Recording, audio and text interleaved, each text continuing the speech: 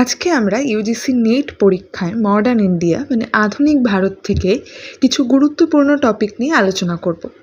তো প্রথমে আমি আমার আলোচনাটা দুটো ভাগে ভাগ করে নিচ্ছি, মানে যেমনটা তোমরা এখন স্ক্রিনে দেখতে পাচ্ছ।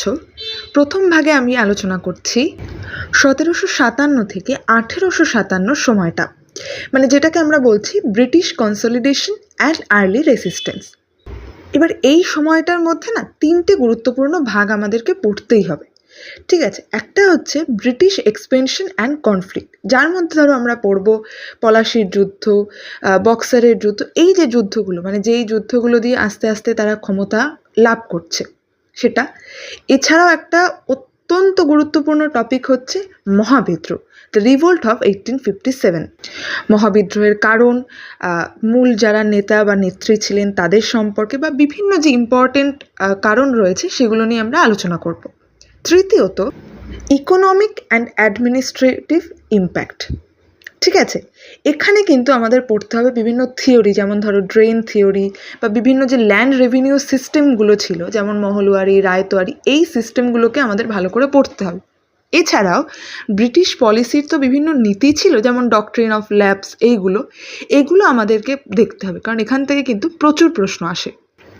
পরের পর্যায়ে যেটা রয়েছে সেটা হচ্ছে nationalism and the struggle for freedom, তো 1947 পর্যন্ত। এখান থেকে কিন্তু প্রচুর প্রশ্ন আসে। এখানেও আমরা যথারীতি তিনটে পার্টে ভাগ করে নিচ্ছি। প্রথমে আমরা রাখছি রিফর্ম অ্যান্ড ন্যাশনাল মুভমেন্ট, বোঝা গেল? বিভিন্ন যে সোশিয়াল রিলিজিয়াস মুভমেন্টগুলো ছিল, যেমন ধরো ব্রাহ্ম সমাজ, আর্য সমাজ, সেগুলো সম্পর্কে আমাদের পড়তে হবে। এছাড়াও এই সময় নরমপন্থী চরমপন্থীদের একটা ফেস ছিল, বা কোথায় তাদের মধ্যে কনফ্লিক্ট হচ্ছে, কোথায় তারা সহমত হচ্ছে, এটা আমাদের ভালো করে দেখতে হবে।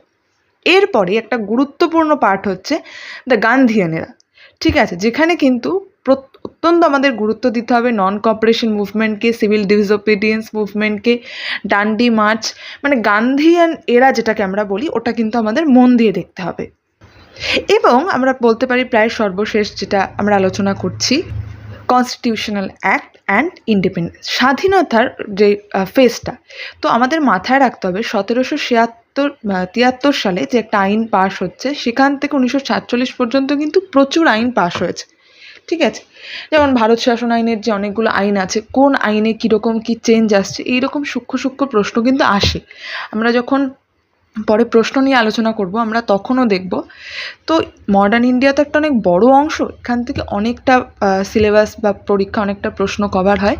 তো এটা একটা মোটের উপর রোড ম্যাপ। আজকের ভিডিওতে এটুকুই।